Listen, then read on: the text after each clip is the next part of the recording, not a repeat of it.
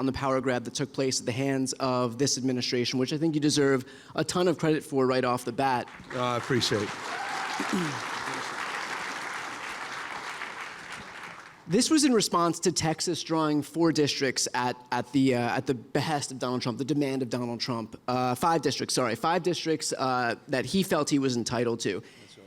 This past Tuesday, in Texas's primary elections, 4 of those districts had higher Democratic turnout than Republican turnout. Amazing. Yeah. Yeah. Did this whole effort backfire by Republicans? Was this a fool's errand by Republicans to have engaged in the first place? It's still to be determined, but let's back up a little bit on this. You use the word entitled because that's exactly the word that Donald Trump used when he called Greg Abbott. He said, I'm entitled to 5 seats, which is remarkable and chilling just on its own. Then again, it's hardly surprising. This is a guy after January 6th, that day of love, tried to light democracy on fire, tried to steal the election. Democracy is for suckers, kind of the attitude. Then went down there, talking about finding 11, 12,000 votes down in Georgia. He knows, and I was with the speaker-to-be, Jeffries, an hour or 2 ago, he knows he's going to get shellacked in this election. He knows he's going to lose the midterm elections. So one thing we can all agree on, if we do our job. And that's why he went out and made that phone call to Greg Abbott to try to rig the election before 1 vote was cast. What typically is the case, and I say this with love and reverence to my party, our party, Democratic Party, so often our response to something like that would be to try to win an argument. To maybe go out, Brian, and we, work to maybe get an op-ed in the New York Times. I say, gosh darn it, this is so wrong. Or maybe even a strongly worded letter. Or maybe a strongly worded letter. I don't want to get ahead of ourselves, but. And I'll be candid with you, that was kind of our inclination. I started with a tweet. I was very satisfied with myself. They said, we had 500 likes. I said, that's amazing. But it occurred to pretty much all of us, and Ryan, you were a real vocal leader on this, all holding us to a higher level of expectation and accountability, because this time last year, not many of us were sure. I mean, we were hand-wringing, we were struggling in every way, shape, or form as a party to figure it out. We were still in this, are we really going to do a forensic, what the hell just happened? And there was a sense that we're just truly weak and ineffective, and we weren't able to get anything done. And I think it was in that stew that we decided to do something a little bit differently. But of course, that required a few phone calls, and the first and most important was to former Speaker Nancy Pelosi, who did the impossible. She had just a matter of days. We had to do a special election in response to draw these new lines, and she went to the largest delegation in the country and remarkably got back a few hours later, said, let's do this. Of course, we didn't necessarily know how to do this, and we went through a process over a course quite literally of about 10 days in total, and put this on the ballot with a 90-day sprint, raised $118 million. And we not only drew the line, but we held the line and we pushed back and we fought fire with fire and we punched back at what happened in Texas. And Brian, the thing for me, it just, once a mind just stretched, it never goes back to its original form. And what was remarkable about it, and again, you were such a big part of it, was how, in the spirit of Obama, who we were just with a moment ago as well, it was all these self-organizing communities coming together. It wasn't a top-down campaign. It was Prop 50, after all, 50 states. And our state of mind was about losing this republic, 250th anniversary, the best of the Roman Republic, best of Greek democracy, co-equal branches of government, popular sovereignty, the rule of law, not the rule of Don.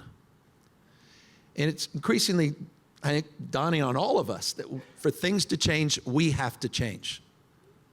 And as a consequence of what we did, we're doing everything differently now, with a recognition how precious and profound this moment is. We can lose this republic.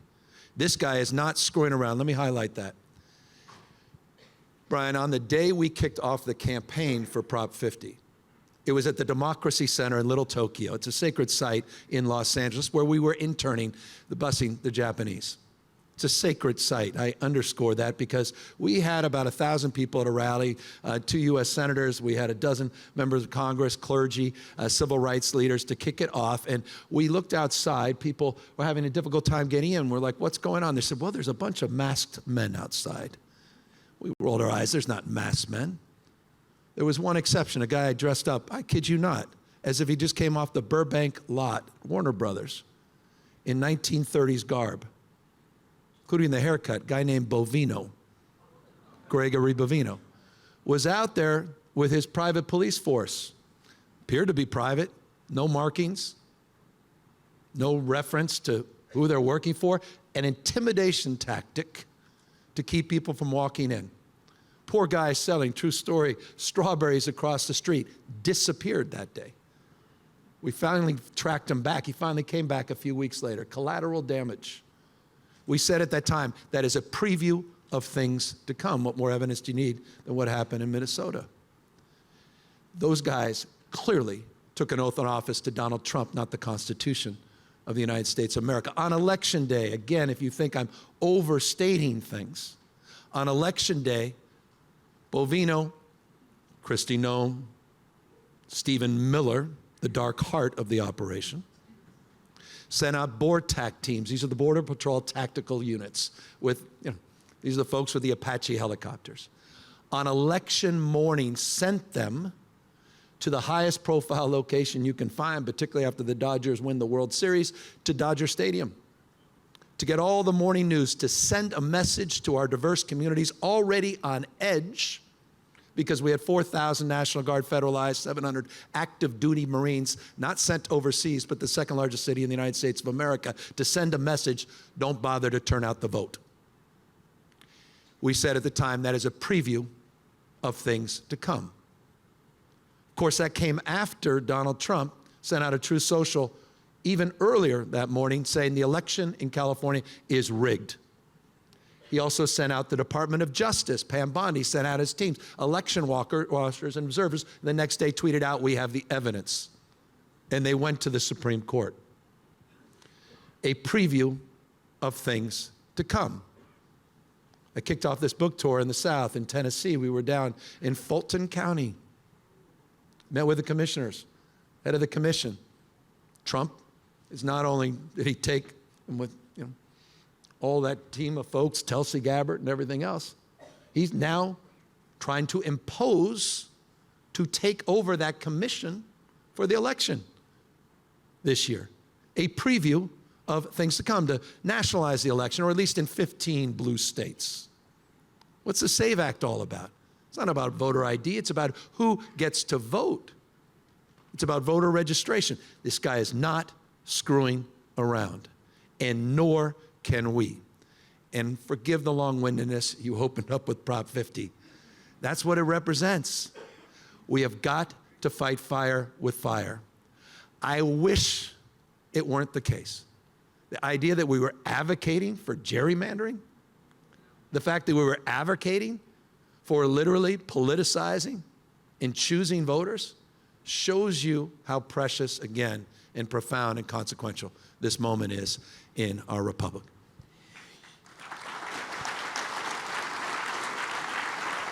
So you mentioned that that was a preview of things to come, and you repeated that line, and I think that that line is important to have repeated. Do you think that that's gotten through to everybody else in the Democratic Party? Because you also mentioned at the top that it is very of the Democratic Party to write an op-ed in the New York Times. I said to write a strongly worded letter, and that feels like the Democratic Party that I've always known. This idea that as long as we just kind of expect democracy to work or confer some degree of goodwill to the other side, that maybe it'll be reciprocated. Do you think that the gravity of this moment has gotten through to the rest of the party? Because not every governor in this country is going to be you or Maura Healey, We should be so lucky, but they're not. And so do you think it's gotten through? It's getting through. Look, these guys are ruthless. We're trying to, again, win arguments. They're consolidating power. Enough. And the asymmetry is real. these propaganda networks, the primetime lineup at Fox, I'll just remind you, you know this, that Laura Ingraham herself is a partner in a business deal with Donald Trump Jr. I mean, it's Pravda. What's happening in Sinclair, One American News, Newsmax, the asymmetry in terms of their ability to flood the zone and communicate is extraordinary. And so again, for things to change, I'll keep saying it, we have to change. It's not what happens to us, it's how we respond to what happens to it. And so we need to change our tactics, and you're seeing it. We saw JB he did a remarkable job. We were just with him in Chicago in response to what happened, again, in the preview of what was to come in Chicago after what happened in D.C. And of course, you saw the same with Governor Walz. And I never thought, I'll tell you again, never thought I'd get a call like this. Just a few months ago, I get a call from Walz, and I'm like, how you doing, pal? He's like, hey, I thought it would be you first, he tells me. But it's me. I could use a little help. I said, whatever you need. He goes, for my legal defense fund. A sitting governor calling another governor, quite literally, to raise money because he's under criminal indictment by Donald Trump. So isn't the mayor? We forgot about that. These guys are not screwing around. You think for a second that's not likely to happen out on the West Coast? This is different. He's an invasive species. And so, if nothing else, Brian, it's awakening up our immune system. And it's so often the case, isn't it? I mean, it's, how many extraordinary moments you've had up here with historians and authors. It's always the case. It's the people first. Justice Brandeis, and the most important office is the office of citizen. It's not president, governor, mayor. Active, not inert citizenship. And you're seeing that at the No Kings rallies. You saw it in that second one. You saw it in the steel spines of the folks in Minnesota. That's why Trump's in retreat. That's why Kristi Noem was just fired. It was those folks, it was you, all of you standing up, meeting this moment. So, yes, I think we're getting the message. And there are a lot more messengers, and I think there's a lot more activity and action and passion in the spirit of Oliver Wendell Holmes that is being shared all across this country.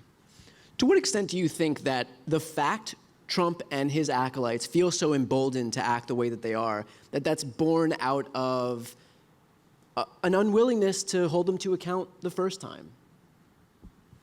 Look, I think about, Trump is Trump, but, Speaker Johnson, Lindsey Graham, I thought the two most effective anti-Trump surrogates was a guy named J.D. Vance and Marco Rubio. But you know this, and we've talked about this. I've gotten so frustrated that, I even put up a Patriot site. You can go online. And on my Patriot site, I sell knee pads. And the good news, Brian, is we have a new Trump signature series knee pads. The old ones sold out, just like our law firms are selling out, just like our universities are sold out, just like corporate leaders are sold out, just like members of the media have sold out. And they've got to be called out. I'm sorry. We'll lose this country. The complicity at this moment, trying to make a deal with Donald Trump. Or those that are also complicit, they're putting their head down and hoping it just all goes away. I mean, I just left Jesse Jackson's memorial, talking about this notion we have agency. We can shape the future. We're not bystanders of the future. The future's not in front of us, it's inside of us. It's decisions, not conditions, that determine our fate and future. That's the spirit, the vernacular. That's the spirit of Kennedy, the spirit of the 60s. It's how you solve for ignorance and poverty and disease. And so I think it's the spirit that defines this moment. So that complicity also needs to be called out much more aggressively, because at the end of the day, my summation of Trump is it's really not complicated. It's a corruption story. Everything connects to that, just like the tariffs. He had to come face to face with a co-equal branch of government. It was a bit of a shock, wasn't it? You saw that press conference last Friday or the Friday before, and it wasn't about our country as much as it was about his personal portfolio. And if you think, again, I'm overstating it, just consider the tariffs dropped 26% in Vietnam right after the Vietnamese approved the $1.5 billion golf course and development. That's what the IEEPA meant to Trump. It's about his personal portfolio. And you say, well, hold on, that's not fair. Well, let's go to the UAE. Let's talk about the $2 billion there. World Liberty Financial. Let's talk about the high-valued chips that were sent in return for the $2 billion. This is a grift the likes of which we've never experienced in history of this country at a scale unprecedented. And all these guys want to get in on it. Every one of these foreign trips, who is the first envoys out there? Members of the family, people in business. What's this? Board of peace. It's about getting a piece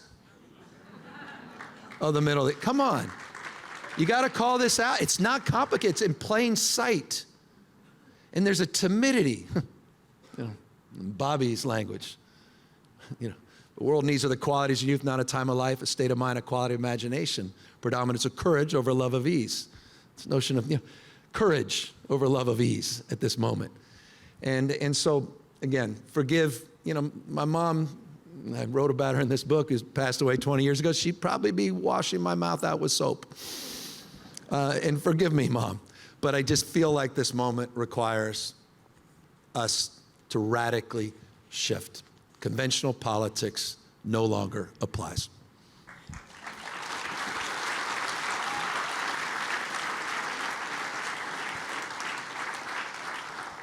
To that end, I want to read an excerpt, and you and I have spoken about this particular excerpt before, and this was right in the lead up to the first same-sex marriage that you would be responsible for. And this is what one of your campaign consultants said to you, quote, speaking, while we're talking about cleaning your mouth out with soap, quote, "What the fuck are you doing here? Why did we work so hard to win if you can't do something bold?" he asked. "This is a short life, Gavin. Your time as a politician to get things done is just a blip." And so while we're talking about doing something bold, what does that look like in 2026 in very much the same way that when this took place decades ago, that was the bold movement? Look, I mean, it's all about 2026. It's exhausting, this guy or gal on the white horse that's going to come save the day in 2028. It's all about 2026. There may not be a 2028 as we know it. There may not be. And again, there'll be an election. Competitive authoritarians love elections. Like Putin, you may Google this, I think it was 87.3%, I think is what he did. Yeah, someone got 4.3 or something below. That's the kind of election that we may have if we don't take back the House of Representatives and, dare I say now, take back the United States Senate this November, which is in play in a big, big way. And so it's, look, and it goes to the, and I get the friction of what happened in 2004. And, we were barely even debating civil unions back then. And I kind of took a leap of faith. And, Massachusetts was a big part of that as well. You did as well. I think we share that in so many ways in common. And it, was an audacious move, and there was a lot of critique and criticism and a lot of punditry, and it was a lot of soul searching for me, and I talk a lot about that. It was universally condemned by members of my party. My family, my dad tried to talk me out. I write about it in the book. There's a scene with he and my uncle, and they had an intervention the night before trying to talk me out of it. Old Irish Catholic family, West Side, San Francisco. Dad used to go and grew up down in the Marina District, and his mom and dad every morning got all 6 brothers and sisters dressed up to go to church every single day. This is not even the black and white movie days. It feels like yesterday. That was my father, and here was his son pursuing the dreams he never achieved. After trying to run for county supervisor and losing, turning around in 1968 and running for state senate and losing with the help then of Bobby Kennedy. We have these campaign photos. from that time. And he lost both races and was broke and broken and took off, leaving my mom, 19 when she had me, 2 years later with 2 kids on her own. Came back eventually, but wasn't there in the beginning. I was pursuing his unfinished work. And so I got elected as the youngest mayor in 100 years, and he's doing the Jimmy Gleason thing, how sweet it is. And I'm like, Dad, we should start marrying same-sex couples. Didn't go over very well, as you can imagine. There's a scene where I was debating it with him and this fierce advocate for justice, one of the nation's great trial attorneys, Joe Cachet, his best friend. And Joe was trying to debate me, as he does with everybody. And I said, Joe, I give up. I don't know what else to say except, I'm doing it because it's the right thing to do. And that's literally when he turned to my dad and uncle, he said, boys, he'll be doing this tomorrow because it's the right thing to do. And we moved forward and married 4,036 couples from 46 states and 6 countries in that winter, not summer, of love in San Francisco. And it was glorious and extraordinary, but it was also extraordinary, the self-doubt that came with that afterwards, and sort of the reflection of my own complicity in sort of in the mega political moment, sort of the beginner's mind, the naivete perhaps I had of it. If I knew what I knew, I probably wouldn't have done it. And there's something about the beginner's mind, the Roger Bannister theory of life, the guy who broke the 4-minute mile because he didn't know he couldn't. Everyone else was an expert. They knew that the human body didn't move that fast. And so, I think what it represented, though, was conviction, to your question. I'm coming back to that. Whether you agreed or disagreed. And this notion of conviction is also a strength. And I think for our party, the last year, it's a sense our party, back again, I said a moment ago, is weak. And I was just with Bill Clinton and Hillary, and you remember what Clinton said years ago when we got shellacked at one of those midterms many moons ago. He said, given the choice, the American people always support strong and wrong versus weak and right. And there is something about just strength and conviction. Yes, we want to be strong and right. That's the sweet spot. But having the courage of your convictions, being able to get out there and sell them, be out there selling it every day, to flood the zone, to make the case, but to have the courage of your convictions to share that. And finding that equal weight, I think, is how not only we get back, though I'm confident in 2026, but we get back that mojo. I think that sense, and forgive me, I'm just, you guys, some of you know this, and my staff certainly know, this is like, you don't even know what I'm serious, like what, being here for a guy like me, and I write about I don't read speeches because I can't read speeches, but I read, but I can't deliver speeches that I read, and just, how Sarge Shriver and Bobby and JFK, that's where I'm here. It's reflected in my father. And, so the fact that I'm here having this conversation is extraordinary. But I say all that to make this, what's so evocative of this is the thing that's the hardest thing. And I've tried this as mayor, as a county supervisor, as lieutenant governor. You can't legislate spirit. You can't legislate pride. And sort of the vernacular defines this hollow ground and this notion of going on a journey together. And I just think that's the language we need again. This notion of going on a journey together, a journey where everyone sees themselves and they're part of it. And I think that's the spirit, that's strength. And that's not power, dominance, and aggression. That's not Trump's version of strength. That's the strength defined by the people that all the preachers we're talking about today. King and Gandhi and Mandela and Havel, Cesar Chavez, that shared their moral authority. It's about moral authority. And if we can use our moral authority, we'll gain back the formal authority.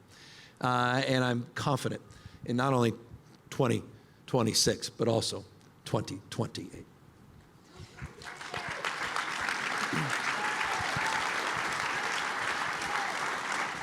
So you spoke about this idea of redefining what the Democrats stand for. Right now we're in a moment where it's kind of uncertain what the Republicans stand for, other than blind devotion to Trump. But I mean, this is a guy who himself had campaigned on this idea that he wanted to enter no new wars.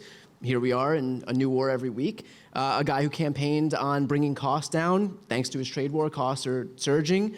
How do you think about what the Republican Party stands for moving forward, given the fact that they've been perfectly content to shed every purported ideal they've had in the lead up to this moment? Well, they're supine. There's no Republican Party. Back to this invasive species construct. They don't exist. And it's remarkable. I mean, you have Ronald Reagan. I walk into Ronald Reagan's old office every day when I'm at work. Governor Ronald Reagan. I mean, he's looking down, literally, not just figuratively, his painting on Donald Trump in the Oval Office. It has nothing in common with this. I mean, this is a guy, Trump, who said he was going to make us wealthier and healthier. We're quite literally sicker and poorer. You saw the jobs numbers today, down 92,000. We lost over 100,000 manufacturing jobs in the last 12 months, 1.4% GDP contract now, starting to slow down. We saw one of the worst jobs growth years that we've had since recession, roughly 2013. Speaking of 13, I mean, it's not even 13 cents today. I saw it was 37 cents overall. Gas prices have increased week over week. And if you're in Indiana, it's 47 cents. West Virginia, 47 cents. In just 1 week, there was the energy minister in Qatar. They had their largest LNG facility that was just taken out. They're the second largest LNG exporter in the world. Their largest LNG facility was just taken out by an Iranian drone. And he talked about his words in the FT this morning, $150 a barrel of oil. You talk about wrecking ball presidency. I mean, certainly reflected symbolically and substantively in the imperial palace that he's trying to, the Kremlin West Wing that he's trying to recreate. And that's all this has. Donald Trump is, you know, it's all about destruction. And destruction is not strength. He's not a builder.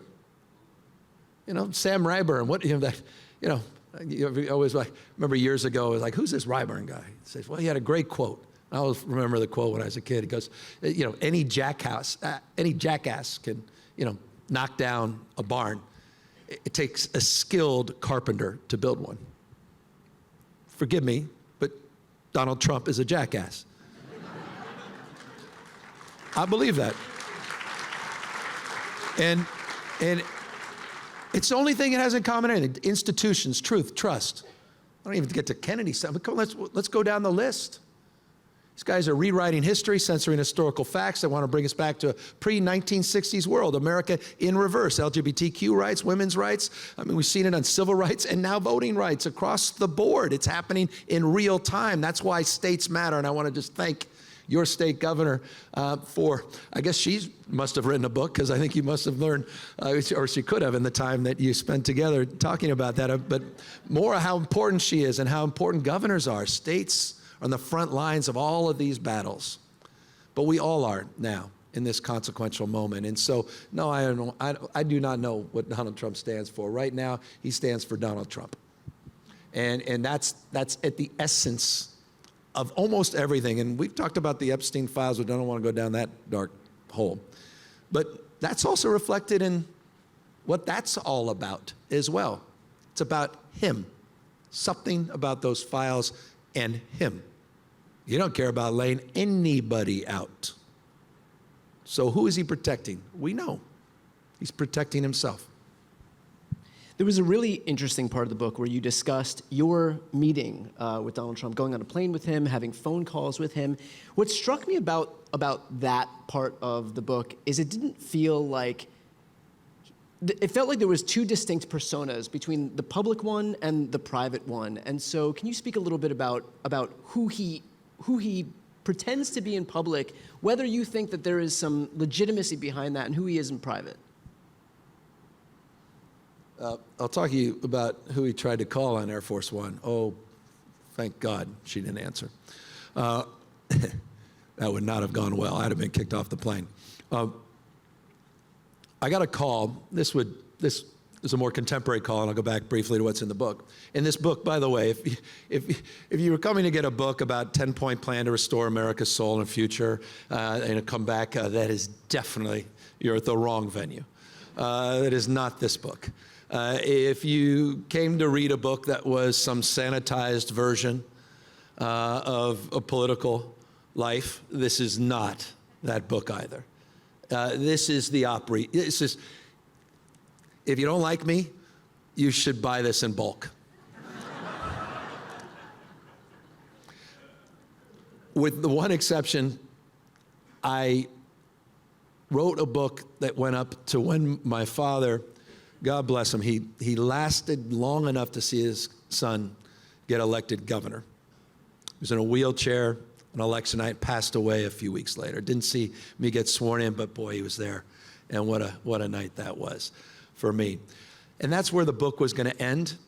But the fires last year, I was going to release this last year in Los Angeles, required an extension of the book because I met Donald Trump as governor-elect after the most devastating and deadly wildfire in American history, Paradise, California, right before I got sworn in as governor, when Jerry Brown was governor of California. And I described that trip in detail. And it marks our relationship, which is an interesting one, and let me highlight that.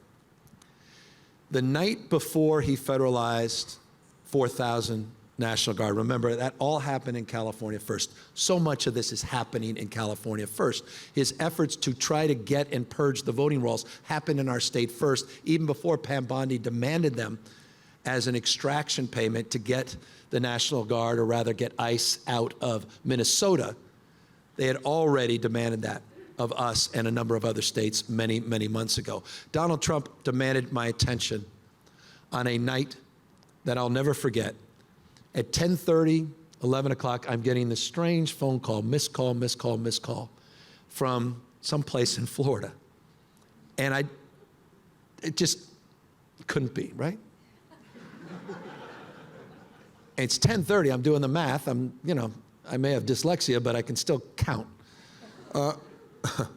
which I'd love to get into. Not the counting part, the dyslexia. And I texted Susie Wiles, and she goes, yes, call him. So I call her, and this was when we had a modest incident in Southern. They colored it in. It was an incident, legit, but they really covered it on, Hannity at Fox in Los Angeles. And Trump called me, presumably to talk about LA. I jump right into LA. He cuts me off, goes, what do you think of New Scum? His nickname for me. I'm like, New Scum. He goes, and then I'm about to say, he says, pretty original, right? Pretty original. I said, original? I said, not original. I literally told him, I said, I just wrote a book. There's an 8th grade bully that called me New Scum. It's in the book. And he goes, oh, no, he goes, well, what about MAGA? What about MAGA? I said, what about it? I said, are we seriously having this conversation? Literally, this is how it went. He goes, pretty good, right? I said, well, no, Reagan kind of had that too, and it's not original. He goes, well, how many hats do you think I sold last month? It is 1:30 in the morning, Mar-a-Lago time. I don't know how many True Socials he was in at that hour, but apparently he sold about 211,000 hats. I was like, well, that's actually impressive. And the whole conversation got even more curious. He said, he starts talking about how he won the debate against Kamala. I'm like, no, you didn't. And he said it was 4 against 1. And I said, I thought there was just only 2 hosts. He goes, well, the cameraman. So anyway, 17 minutes later, and by the way, if you think I'm making this up, there was an oversight committee that demanded my notes on this conversation. I literally am not making any of that up. About 18 hours later, the next day, there's a Truth Social saying, I read Newsom the Riot Act. And I am federalizing 4,000 National Guard. It was 2,000, then eventually 2,000. But what the hell is this? That's Donald Trump. That's the Trump in the book. That's the guy slapping me on the leg saying, in front of Jared Kushner, Kushner, you were not my first choice, Tom Brady was. right in front of Kushner. Gives a whole long story. I thought it was kind of a joke, and then I'm like, oh God, he's serious. Literally, you should read, if for nothing else, know your audience. You may want to read that. But he was trying to read me, and I was trying to read him. Sizing each other up, We're then, we land on Marine One, and Marines are walking up like this, and Trump hits me. He goes, I'm right there. Marines are about to open the door. He goes, Schwartzman doesn't get this. Some of you know who Schwartzman is. Guy he's always competed with to be as wealthy as Schwartzman. We get on Air Force One. He starts petting the side of the plane. He goes, isn't this amazing? I said, it's amazing, sir. You're amazing, sir. Is what he was looking for. We walk in the bedroom, and I'm like, no other president would ever do this. I don't know that I want to go in the bedroom with any other president. And it was really incredible. And then we went back and did a press conference, and I didn't know he could do a press conference. And now you see it all the time. It was amazing. Called me the next day. I describe after I took a little shot on my inaugural, and he calls me, and he honestly, it's in the book, he expressed being almost hurt. I'm like, whoa. And I was ready to apologize, and I didn't. It was just a oblique, And he goes, well, we're all good, we're good. And then he starts talking about my family and my kids, and said something you shouldn't say about someone's wife. That's Donald Trump. And every foreign leader knows this. You can spin them on your finger. The most easily manipulated. It's alarming. It's alarming. And so it's all about that transaction. It's all about that relationship. He's a broken man that tried to break this country. It's not complicated. And that's why, again, we have to remain vigilant, because this is a guy he's been exposed. Weakness masquerading as strength.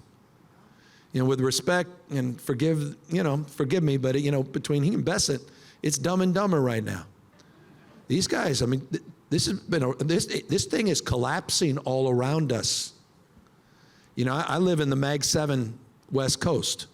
That's kind of holding up this whole market, all the CapEx. I'm out there in a state where his state of mind is to take 10% tithing from Intel. I remember Ronald Reagan out there with, Thatcher talking about, free enterprise is a healthy horse pulling a sturdy wagon. Now it's state capitalism. 25% AMD, 25% NVIDIA, MP Materials, golden shares, or golden iPhone to avoid a drop in your shares by getting a tariff exemption. This is different. And so that relationship that was formed then allowed me to navigate during COVID in a way where we actually got along remarkably, and allowed me to navigate up into that phone call. But when he drew that line, and it felt like he declared war on an American city in Los Angeles last June, that's when I recognized I had to radically change. And you saw it, and forgive me, back to, soap in the mouth, washing it out. My social media shifted as well. And if you haven't noticed, not many people were apologizing or applauding then. But I just thought I'd put a mirror up to this. How has this been allowed to be normalized, this normalization of deviancy?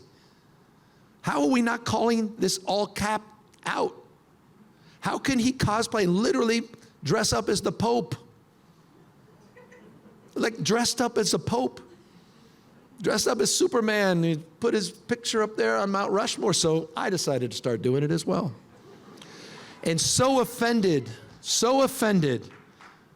was the primetime lineup at Fox. So offended was the 5.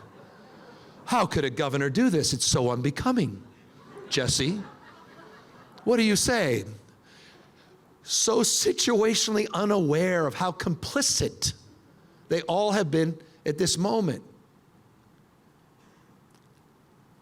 We don't want to be in peril, being judged not to have lived in this moment. And so all of us, we need to put that mirror up. We need, otherwise we put a mask on and our face is going to grow into it. We won't even recognize ourselves, not just our country. And we can do it with a little sense of humor. And I think with Trump, going to your point, and again, forgive the long-windedness, there's a sort of, back and forth. He's got a sense of humor, remarkably personable. I spent 90 minutes with him in the Oval Office after I, uninvited, though I finally got invited, I kind of pushed myself onto the tarmac in LA, where he was very gracious. And I invited myself to the Oval Office a month later, and it was 90 minutes of sort of banter back and forth. But I realized, and we all do, you don't work with Donald Trump. You can only work for him. And I have no interest in working for Donald Trump. That's the red line that will never be crossed.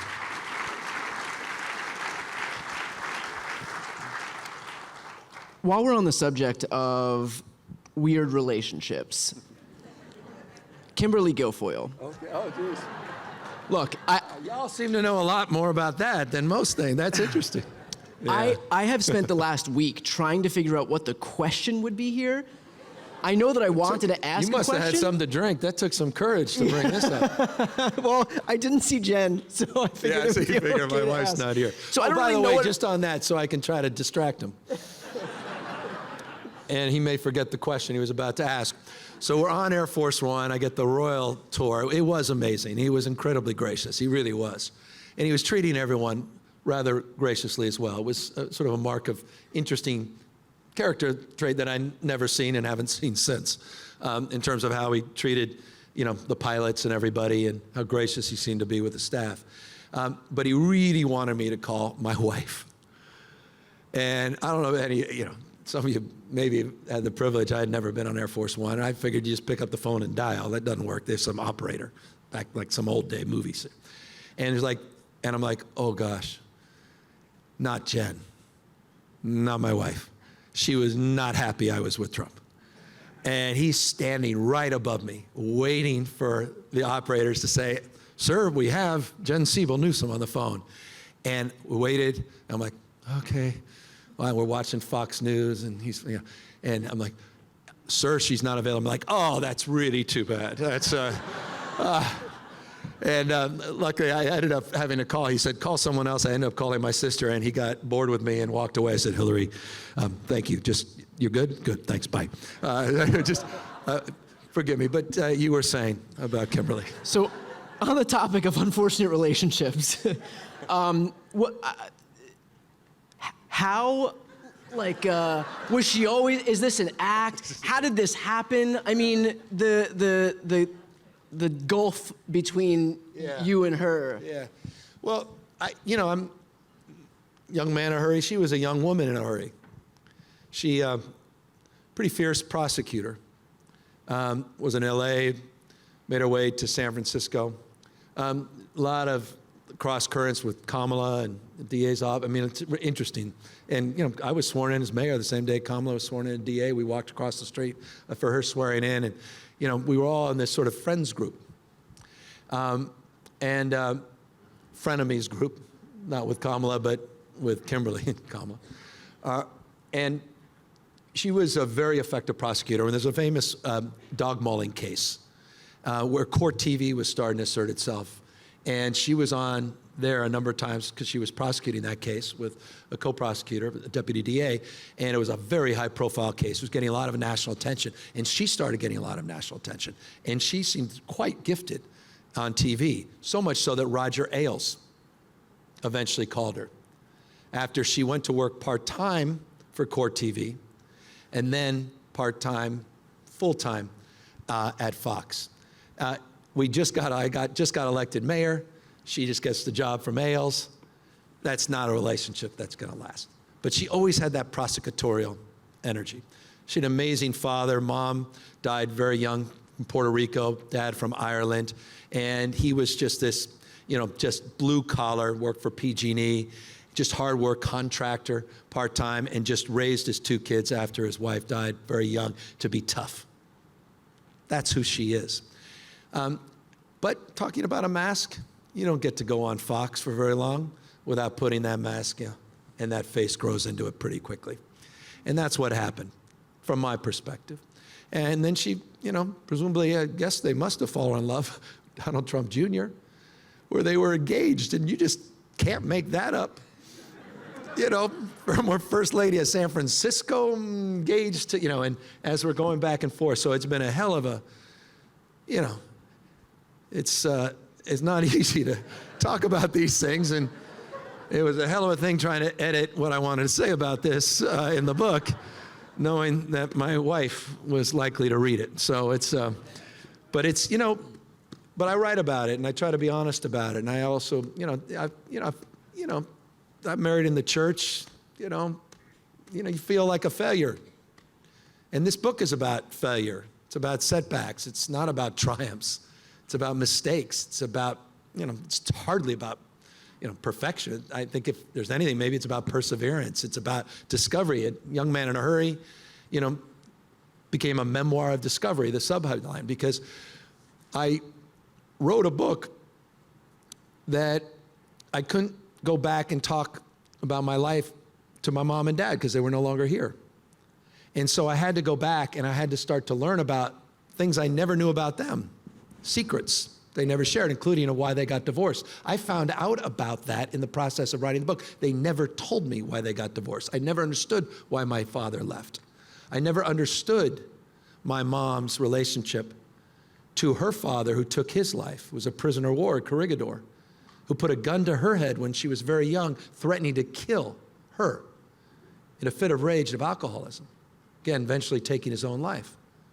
I never understood that connection. I never understood how that shaped her and how that shaped me and who I am today. Single mom, working 2, 3, sometimes 4 jobs. And by the way, I describe them in detail, that none of that is exaggerated. Who we had in our house our entire life, there was always a stranger there because we were renting out rooms. We were a foster family growing up. Just hard work, single moms, just single moms. Oh my, single moms. All the single moms out here.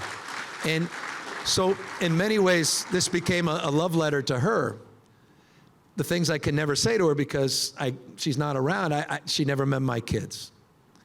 I talk about the day Trump called me. There was a moment, oh God, you think about your mom, those moments. The inaugural. As a kid that struggled and still does with dyslexia, and again, back to my inability to look down and read speeches, and how I felt like I was dumb, and there was plenty of evidence to back that up, and how my mom struggled with a son who's struggling. And, she told me some piercing words that I write about in the book, where she said, it's okay to be average. And that did not sit well with me. And in the process of writing, I realized she was just saying it's okay.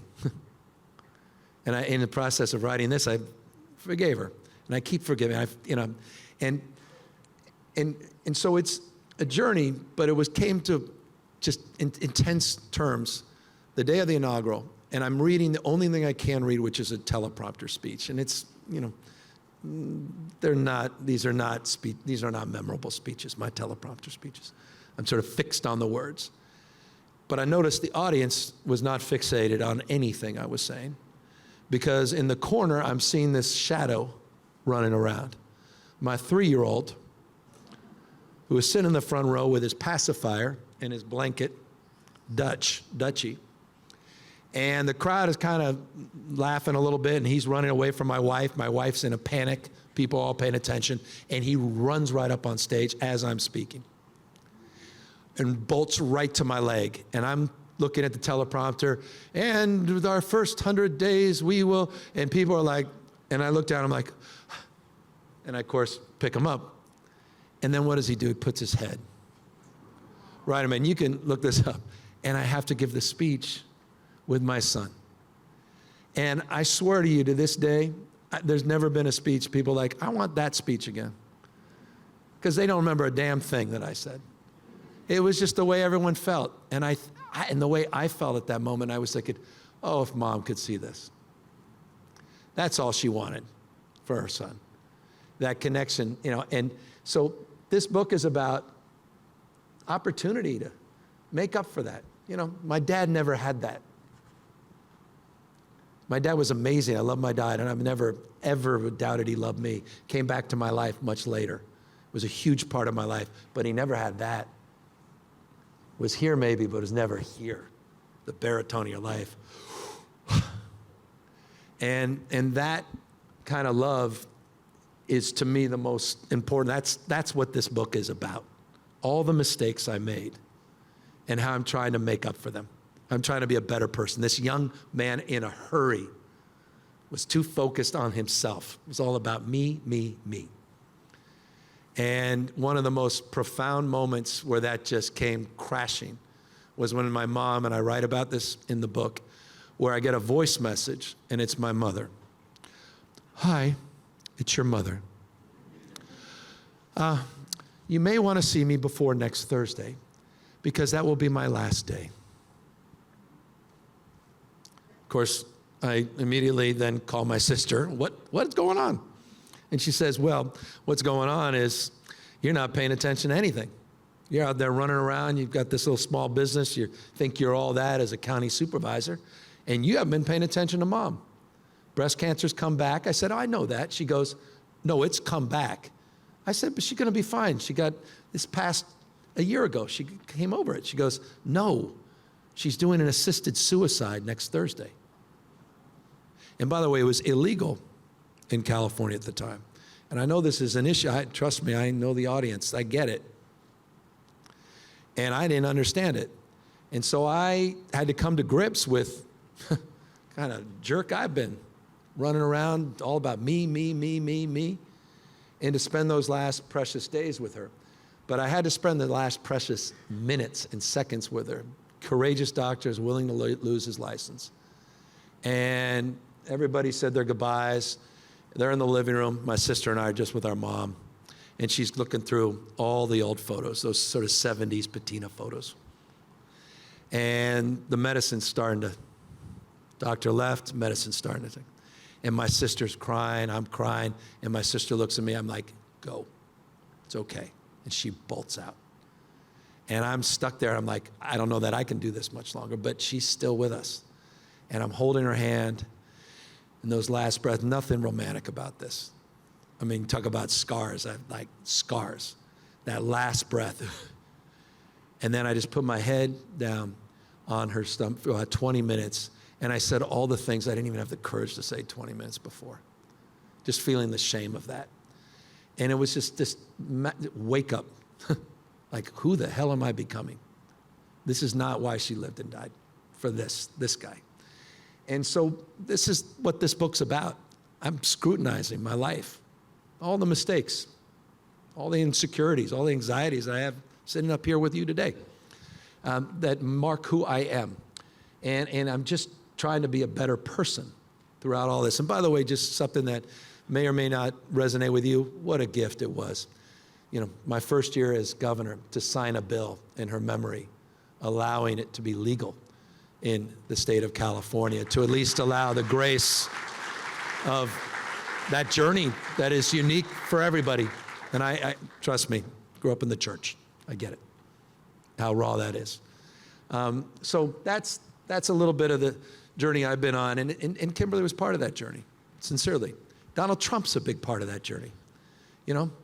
Trials and triumphs, it's just, you know, it's who we are, it's being human. Let it go, just let it go. You know, I think so much of the book was about those fits and starts, and there was so much awkwardness. You were really awkward for a lot of it. But I think the one part of the book that felt different was when you were describing your relationship with Jen. And in that part, it was the only part I noticed. Like, and I sat up while I was reading this part, because that part flowed so effortlessly in a way that the rest of the book didn't. And I think that's, you know, inherently, because that part is the part that worked. And so I think that's stuck out. And I think it's worth saying that, because I love that. Because I did like both. Because when you see Jen, she's gonna, you know, yeah, that's why. So let the record show. Blind date. When you give up, you're like, no, I'm never. it's like such a cliche. There's a reason cliches are cliches. And it was a blind date. She's 2 hours late. I'm like, it's like what it was tonight. And I'm like, it's not going to work. And I was like, okay, hold on. And we spend platonic time together. And everything's perfect. See her a couple days later. And then she says, I'm a Republican. I'm like, oh, come on. Everything about you is perfect. And she goes, well, it's just because my father is a Republican. And he still is. And she starts talking to me about her life and her story and her journey and how she lost her older sister to an accident and how it shaped her. And starts, her journey, which I write about, and she was sexually assaulted by Harvey Weinstein. And then assaulted again by a lawyer defending him. Disgraceful lawyer. Tried to intimidate and shame her. Disgraceful. No amount of money. The devil's advocate. I'll never forgive him for that. The courage of young women that do that. And she's a fierce warrior for women and girls. She's a feminist, and she's been out there. She did a documentary called Misrepresentation that Oprah bought about the mis and underrepresentation of women and girls decades ago. I'm so proud of her.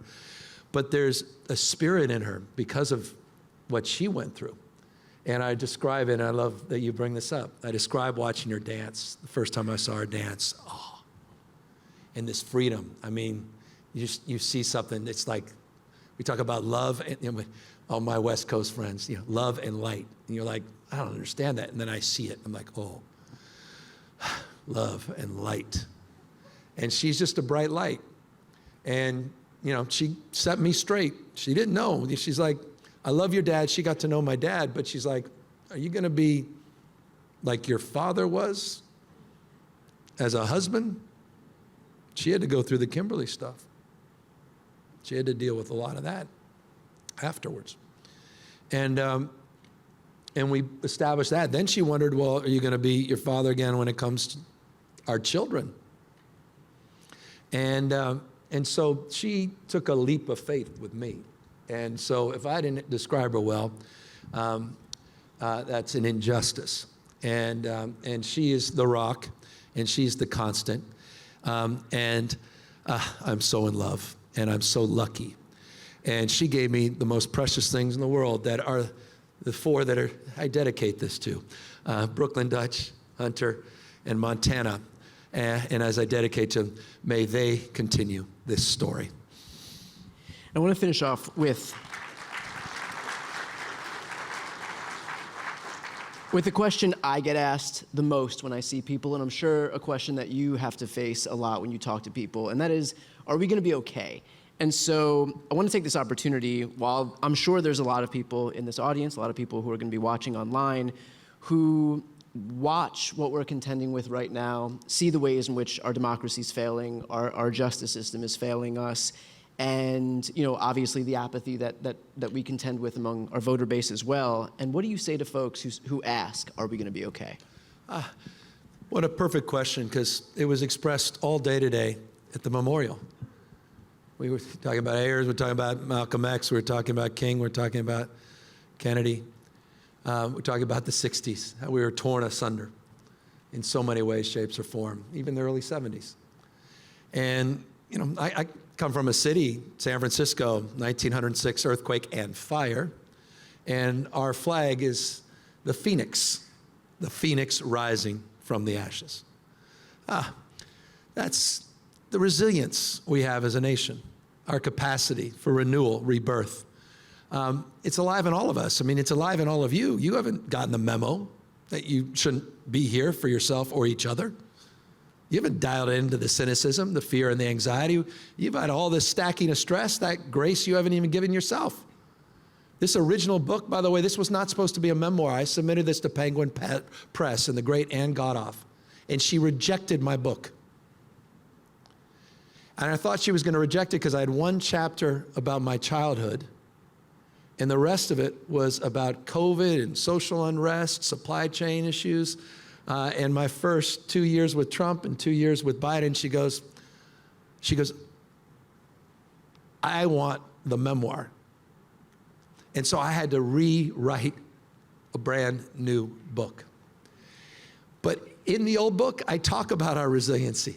And I talk about how we haven't given ourselves the grace to really reflect on everything you guys have been through and gotten through.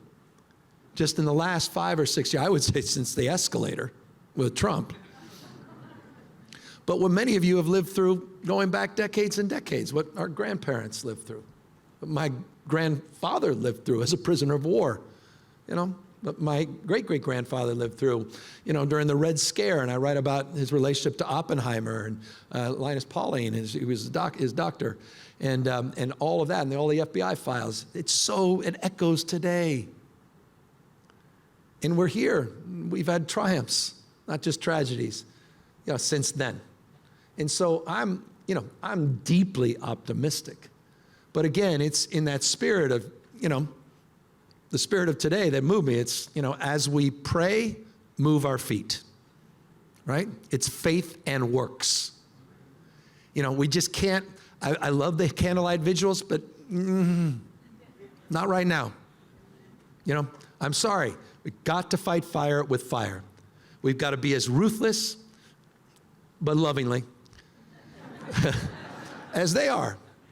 They're not screwing around. They're trying to break this country. They're trying to break us. Shock and awe, flooding the zone, dominating the nerve. That's Trump's great strength, is sussing up your weakness and exploiting it 24/7. He loves our indignation. He loves our outrage. All sort of folks on the dictatorial spectrum love that. But they don't like the mockery. They don't do well with humor. Trump struggled a little bit with our social media. It's gotten under their skin as we put that mirror up to their face. And so you've all inspired us. This imperial presidency that's having a birthday party with a military parade that's putting this beautiful photograph on the side of the DOJ, Bobby's building, putting his name in gold everywhere. Again, that's weakness masquerading as strength. And you are showing up. And you keep showing up over and over and over and over and over again. And we're going to show up just like they did in Texas in record numbers this week. We're going to show up in record numbers this November. And we're going to celebrate Speaker Jeffries with the gavel. And we're going to celebrate the beginning of the renewal and rebirth of our country. Governor Gavin Newsom. Thank you guys so much. Thank you for taking the time and still being here this late in the evening.